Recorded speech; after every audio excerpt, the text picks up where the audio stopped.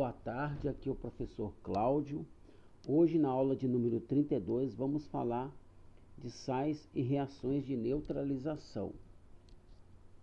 Os sais são também muito comuns em nosso dia a dia, né? Então o sal comum, que é o NaCl, cloreto de sódio, que que está presente em nossa alimentação, na conservação de alimentos, na carne seca, bacalhau e outros, né, alimentos. O bicarbonato de sódio é usado, né, como antiácido e também no preparo de bolos e biscoitos. O sulfato de sódio é o sal de Glauber, e o sulfato de magnésio, né, é o sal amargo. São usados, né, ambos, né, o sal de Glauber, que é o sulfato de sódio, e no caso o sulfato de magnésio, ambos são usados como purgante. O gesso é usado em ortopedia ou em construção, em ortopedia ou em construção. É o sulfato de cálcio hidratado, né? E assim por diante. Os sais também são muito usados nas indústrias químicas, né? O sal comum é muito usado na fabricação de soda cáustica, o NaOH, do gás hidrogênio H2 e do gás cloro Cl2. Outro exemplo importante é o do calcário, que é o carbonato de cálcio, que é usado na fabricação da cal, né? Do vidro, do cimento, como fundente e em indústrias metalúrgicas, né? A classificação dos sais. Do ponto de vista prático, podemos dizer que sais são compostos formados juntamente com a água na reação de um ácido com uma base de arrênios. Então, de fato, né? Então, nós vimos aqui. Essa reação é chamada reação de neutralização ou de salificação, né? Aqui nós temos um exemplo da reação do ácido, né? O ácido clorídrico, HCl, reagindo com NaOH, que é o hidróxido de sódio, formando o cloreto de sódio, que é o nosso sal comum, né, o sal de cozinha, mais a água, né? Então, os sais, né, são compostos iônicos que possuem pelo menos um cátion diferente do H+, do hidrogênio H+, e um ânion diferente do OH-, né? Então, nós temos aqui então, o NaCl, então, ele é formado pelo cátion Na+, e pelo ânion Cl-. No caso aqui, o Na, o NaHSO4, né, que é um sal ácido, né? Ele é formado pelos cátions Na+ e H-, né? Formado pelos cátions Na+ e H+, e pelo ânion SO4 2-, né?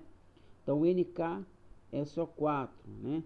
Então, é formado pelos cátions Na+ e K+, e pelo ânion SO4 2-, né? Então, a reação de neutralização total, né? A reação de neutralização total, né?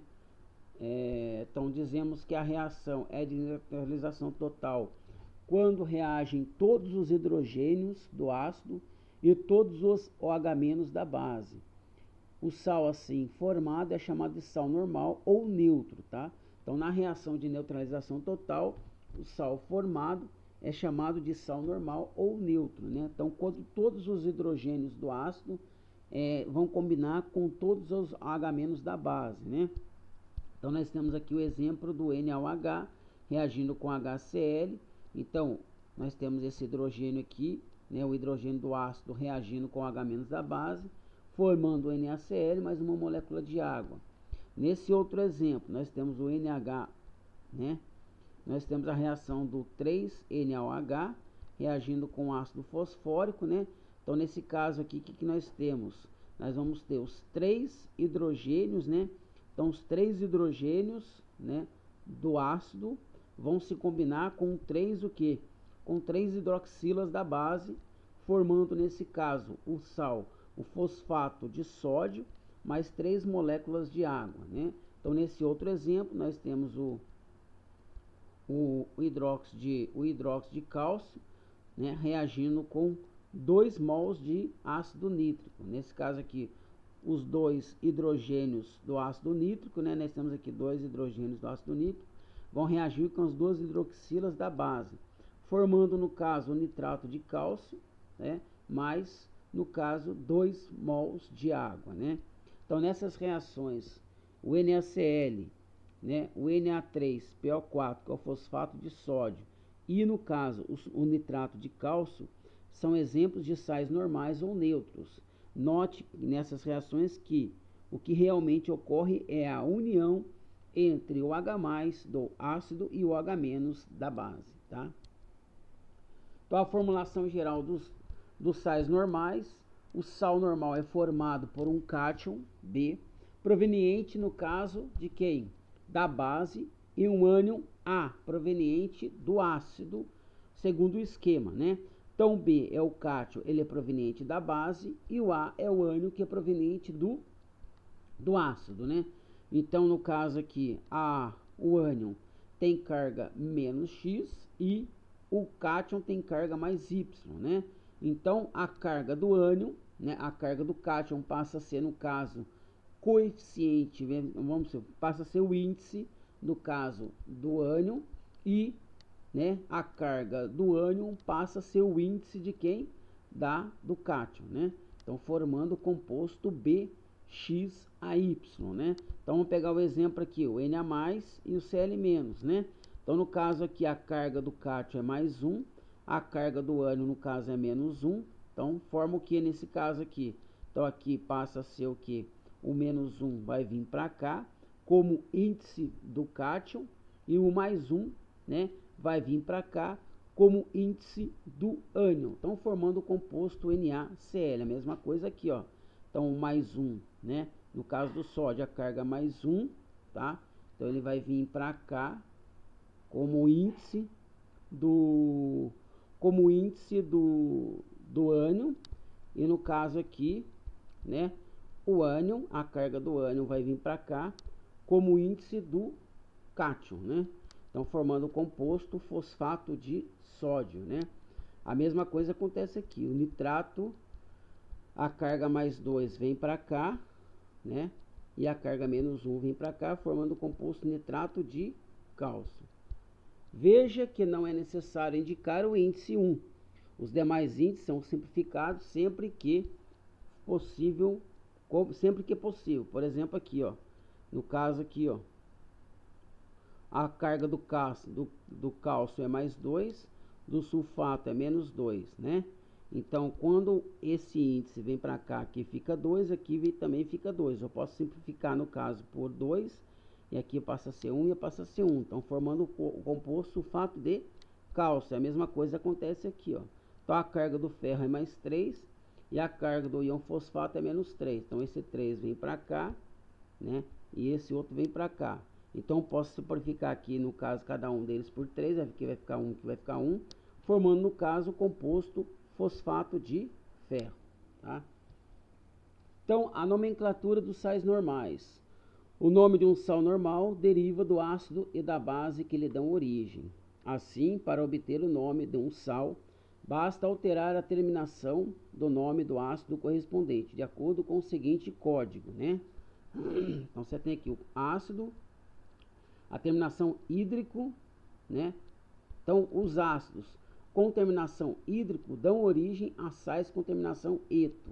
Então, os sais com terminação oso dão origem a sais com terminação ito, e os ácidos com terminação ico dão origem a sais com terminação ato, né? Então, olha lá, esquematicamente, o nome de um sal é, então, o nome do ácido de origem, trocando-se a terminação, né? Trocando-se a terminação. Então, terminação eto, ou terminação ito ou ato. E o nome do cátion da base de origem. Então, exemplo, olha lá, observe os exemplos. Então, HCl, reação do ácido clorídrico com hidróxido de sódio, formam o cloreto de sódio, na terminação ico. Ácido com terminação ico dá origem ao quê? A sal com terminação eto. Então, seria o cloreto, né, de sódio, né? Então, nesse outro caso aqui, ó, então, ácido nitroso reagindo com hidróxido de potássio forma, no caso, o nitrito de potássio, né, que é o sal em questão. Ácido com terminação oso dá origem a um sal com terminação ito, né? Aqui, ácido ortofosfórico, a mesma coisa. Terminação ico dá origem ao quê? Olha lá, terminação ico, né? hídrico, né? Hídrico, olha lá. Aqui no caso o ácido com terminação hídrico dá origem ao sal com terminação eto. Agora, ácido ortofosfórico reagindo com hidróxido de cálcio forma o ortofosfato de cálcio. Então, sal com terminação ico dá origem a ácido com terminação ico dá origem ao sal com terminação ato, né? A solubilidade dos sais normais, né? A tabela a seguir dá a solubilidade em água das principais famílias de sais, onde é possível observar os casos de grande solubilidade. Os nitratos, os cloratos e os acetatos são solúveis, não tem nenhuma exceção, todos eles são solúveis. Os cloretos, brometos e iodetos também são todos solúveis, exceto os brometos de prata, né, de mercúrio e chumbo, né, chumbo mais 2, né. Os sulfatos também são todos solúveis, exceto os sulfatos de cálcio, de estrôncio, bário e chumbo mais 2. Os sulfetos também são insolúveis, exceto os sulfetos de lítio, de sódio, de potássio, de rubidínio, césio, de amônio, de cálcio, estrôncio e bário. Os outros sais são insolúveis, exceto os de lítio, sódio, potássio, rubidínio, césio e amônio, né? Então, outros tipos de sais. Nós temos os sais ácidos ou hidrogenossais. São sais que apresentam hidrogênio ionizáveis em suas estruturas. Por exemplo, o NaHCO3, que é o carbonato monossódico ou carbonato monoácido de sódio, ou ainda monohidrogeno carbonato de sódio, chamado usualmente como bicarbonato de sódio, que é usado na fabricação de fermento. O Na2HPO4, que é o ortofosfato de sódico ou ortofosfato monoácido de sódio ou monohidrogeno ortofosfato de sódio. Esses sais são provenientes da neutralização parcial de seus o quê? De seus ácidos de origem. Exemplo aqui, na reação do 2NaOH com ácido fosfórico dá origem ao ortofosfato de sódico, né? Mais 2 moléculas de água. Já os sais básicos ou hidrogenossais são sais que apresentam oxidrilas em suas estruturas. Por exemplo, o Al, né? Por exemplo, né? No caso aqui, o AlOH2Cl, que é o cloreto dibásico de alumínio ou dihidroxicloreto de alumínio. Esses sais são provenientes da neutralização parcial também de suas bases de origem. Então, quando eu reajo o hidróxido de alumínio com HCl, forma, no caso, o cloreto dibásico de alumínio mais uma molécula de água. Os sais duplos ou mistos são sais derivados de 2 ácidos ou 2 bases diferentes. Por exemplo, o KNSO4, que é o sulfato duplo sódico e potássio. O CaClBr, que é o cloreto brometo de cálcio. Os sais hidratados ou hidratos, né? São sais que cristalizam com uma ou mais moléculas de água. Por exemplo, o sulfato de cobre pentahidratado, né? A água presente em sais desse tipo é chamada de água de cristalização ou água de hidratação. Os sais complexos são sais formados por um cátion complexo ou um ânion complexo. Esses sais formados por um átomo central, esses sais são formados por um átomo central em geral. São metais de transição, como, por exemplo, ferro, platina, prata, cobre, entre outros. E íons ou moléculas chamados ligantes, que se unem ao átomo central por ligações covalentes. Por exemplo, o cátion complexo CuNH3 4 2+, que é formado pelo cátion central, que é o cobre 2+, e 4 moléculas de NH3. O ânion complexo Fe, né, CN6 4-, que é, no caso, que é formado pelo cátion central, que no caso é o ferro 2+, mais 6 ânions CN-, que é o cianeto, né?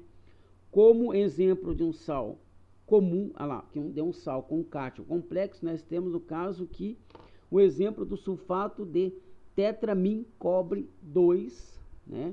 E depois, como exemplo de um sal com ânion complexo, nós temos, no caso aqui, o ferrocianeto de potássio, né? Então, ferrocianeto de potássio. Sais importantes: o cloreto de sódio é obtido da água do mar, né? Processo de salinas ou de minas subterrâneas, salgema. É usado diretamente na alimentação, na conservação de carnes e de pescados. Na alimentação é importante que o sal contenha pequenas quantidades de compostos, como iodo, né? Do iodo, NaI, KI ou NaIO3. Caso contrário, a pessoa poderá sofrer dilatação da glândula tireoide, uma doença conhecida como bócio ou papo. Então, uma solução aquosa com 0,92% de NaCl é chamada de soro fisiológico e é usado em medicina. O uso industrial mais importante do NaCl é a produção de NaOH, hidrogênio e cloro, pela reação, né? Onde nós temos aqui 2 mols de NaCl reagindo com 2 mols de água, pelo processo de eletrólise, vai gerar o quê? 2 mols de NaOH, mais o gás hidrogênio, mais o gás cloro, né? Outro sal bastante importante é o carbonato de cálcio. É também conhecido como soda ou barrilha. Sua principal aplicação é a fabricação do vidro, de acordo com a equação, como nós podemos observar. Então, nós temos o carbonato de sódio reagindo com o carbonato de cálcio, mais a sílica, né, que é a areia. A temperatura de 1500 graus forma, no caso, o vidro, que são silicatos de sódio e cálcio. O carbonato de cálcio é usado também na fabricação de sabões, de corantes, no tratamento de água de piscina, entre outras aplicações. O hipoclorito de sódio, o NaOCl, é um alvejante usado no branqueamento de roupas, água de lavanderia ou água sanitária. É também vendido como cloro e usado no tratamento de piscinas. Sendo agente antisséptico também, é usado na piscina na limpeza de casas, hospitais. Em pequenas quantidades pode ser adicionada à água para lavagem, né, de vegetais. O carbonato de cálcio é muito importante na natureza, na forma de calcita, calcário, mármore, entre outras formas, né? O carbonato de cálcio é também formador de estalactites e estalagmites, encontradas em cavernas calcárias, nos recifes de corais e na carapaça de seres marinhos. Os usos mais comuns do carbonato de cálcio são na produção de cal virgem, né? De acordo com a reação, né? Carbonato de cálcio, na presença de calor, se decompõe em carbonato de cálcio mais CO2, e na produção de cimento pela reação do calcário, argila e areia, que gera, no caso, o cimento. O que é o cimento? É um silicato de cálcio e alumínio.